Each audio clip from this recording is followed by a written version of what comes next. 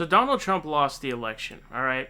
And, Republicans are really scrambling to try to figure out how to blame, voter fraud or whatever when there's no real evidence of really any of it at all. And so it's always funny because when people say it's rigged, the best thing you can do is just ask them what they mean by that, because that's way too broad.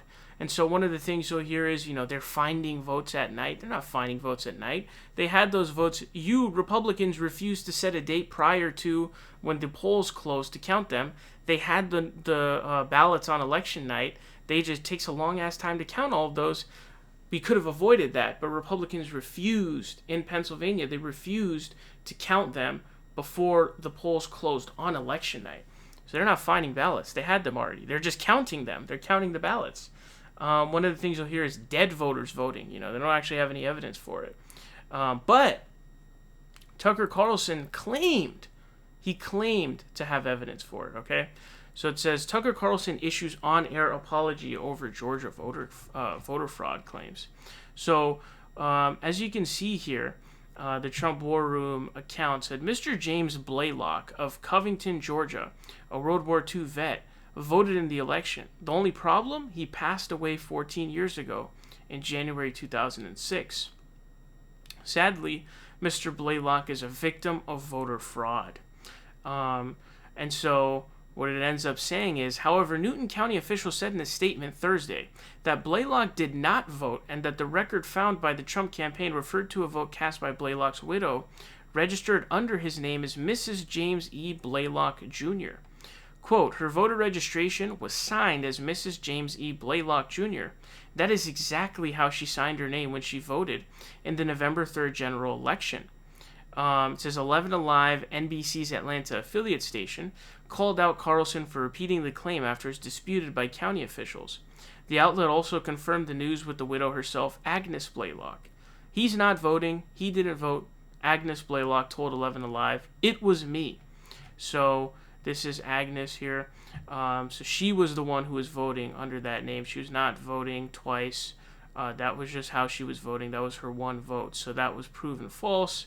And here you can see Tucker Carlson apologizing. We've got some good news tonight and an apology. One of the people who voted in last week's election isn't dead. Now, James Blalock is still dead. We told you about him. But it was his wife who voted. She voted as Mrs. James Blalock. It's old-fashioned, and we missed it.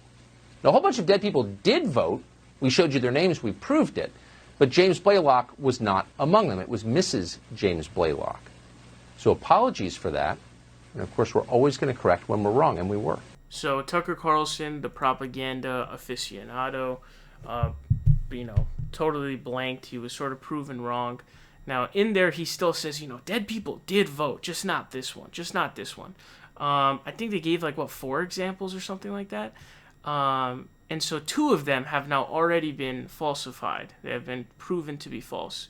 So another one says, reporters at 11 Alive also reported that Linda Kessler, whom the Trump campaign accused of voting in Georgia despite dying in 2003, did not actually vote. This is confirmed by the Jackson County Board of Elections. Linda Kessler of Nicholson was marked deceased in 2003 and did not vote. Linda Kessler, who has a different address, birthday, and zip, who is entitled to vote, did vote, the Board of Elections told 11 Alive. So another one was proven false there with the Linda Kessler situation. So people got to understand that voter fraud is really, really rare. And the reason why voter fraud is really, really rare is because the process is pretty rigorous, and there's a lot of ways to be able to check. You can't go in person to vote and then also vote by mail. Things like that can't really happen. They can do easy checks. They have a lot of technology in that realm. It's really easy to tell if you voted twice, if you're voting for a dead person even. It's pretty easy to do. And so they're trying to really grasp at straws here. And so what's even more hilarious is, you're claiming this voter fraud. So you're saying, because Georgia's lead right now for Biden is 14,000, you're saying that there's over 14,000 dead people who voted for Joe Biden over Donald Trump? Seriously, dude? Is that really what you're arguing? You've now put up 4 examples and 2 of them have already been proven false? I mean, it's hilarious, dude. It's absolutely hilarious. Just take the L and move on, man. What is wrong with you, dude? But the reason why Obviously, they don't want to lose. But also, Trump is right now, he's frauding right now. He's pretending like, oh, I got cheated and all this stuff. He doesn't even believe that, okay? He doesn't believe that. Or maybe he does believe that, but I don't think he believes that he has a chance to come back in this election.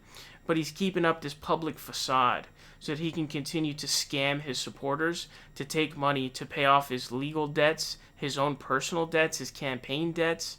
And he's also trying to calculate, okay, what's my next move? Where am I going to go next? What's my next move? And so that's essentially what I think he's doing. And so that's, what's reported, and it's what makes the most logical sense at this point, because we know Trump is a manipulator.